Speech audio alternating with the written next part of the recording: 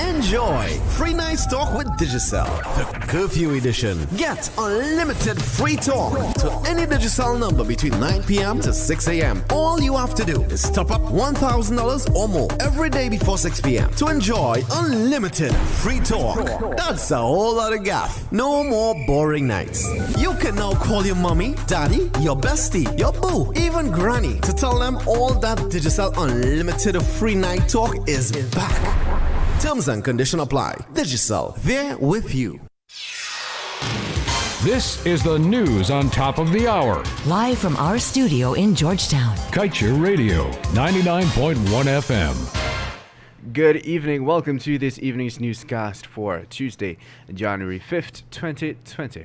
I am Kevin Smith. Let's get to the news in detail. Minister of Natural Resources Vikram Bharat has said that the capacity of the Guyana Forestry Commission, or GFC, has been strengthened and the entity would soon be fully operational again. According to a DPI release, the regulatory body was plunged into economic distress, leaving a trail of uncertainty in its wake under the previous administration. However, with support from the PPPC government, the commission has now rebounded.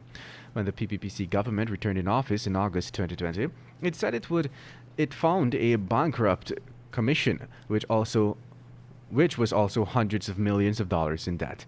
A $4 billion surplus, which was left in the Treasury in 2015, was also missing. The commission was also struggling to pay its staff. And now let's tell you, Region 7 Regional Chairman Kenneth Williams has said that the COVID-19 antigen tests administered by the Ministry of Health and the restriction on travel to and from the district during December has led to a reduction in positive cases. During December, the gazetted COVID-19 precautionary measures only permitted essential travel to and from Region 7, while the other gazetted measures remain in place until January month end. The region lifted its lockdown on travel for the new year. In an interview with DPI, the regional chairman said that the travel restriction helped to raise awareness about the importance of individual responsibility and curbing the transmission of the virus. And now let's tell you, former Minister of Public Works David Patterson is accusing the Audit Office of omitting or selectively examining the records as it regards the alleged racket at the state-owned asphalt plant at Garden of Eden, East Bank, Demerara. His comments come on the heels of damning revelations from an audit into the operations of the asphalt plant controlled by the Demerara Harbour Bridge Management. The audit revealed, among other things, poor supervision of the costs and corrupt practices associated with purchasing materials from the plant.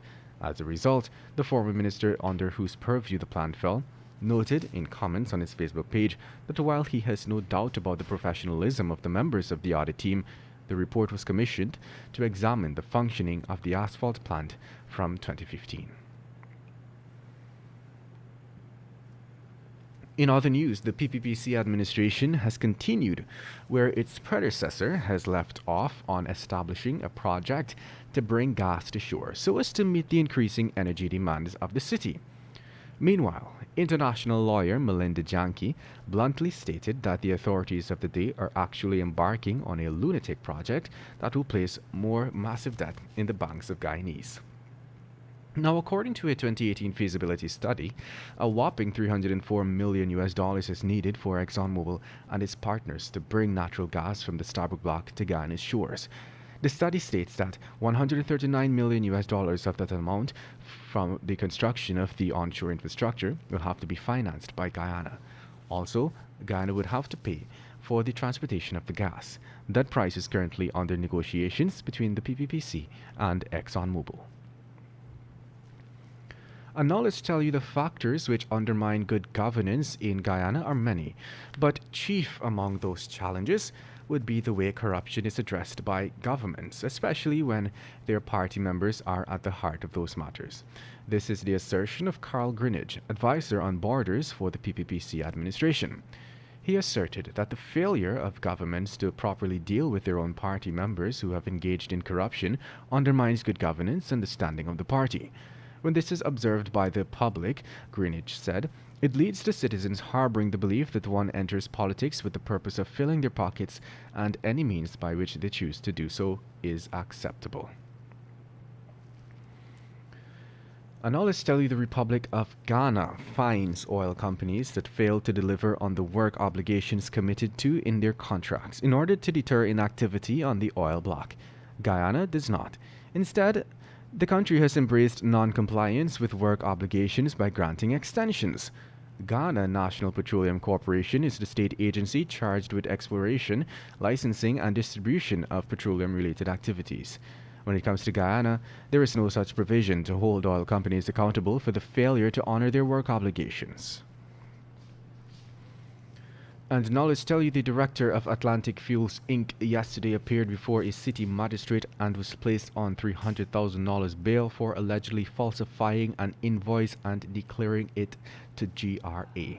The defendant, 67-year-old Eugene Gilbert, made his appearance before Principal Magistrate Shardle Isaacs Marcus in the Georgetown Magistrates Court when the charge was read to him, and which he denied. On Monday, December 28, 2020, GRA filed the matter in the court against the fuel company. According to a court document, GRA Commissioner General Godfrey Stacia is listed as the complainant, and Atlantic Fuels Inc. is listed as the respondent.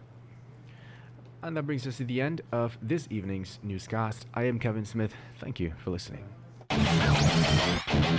Want value for your advertising dollar? Then place your ads on Kaieteur Radio's newscasts. Streamed live on 6 different mediums, reaching hundreds of thousands.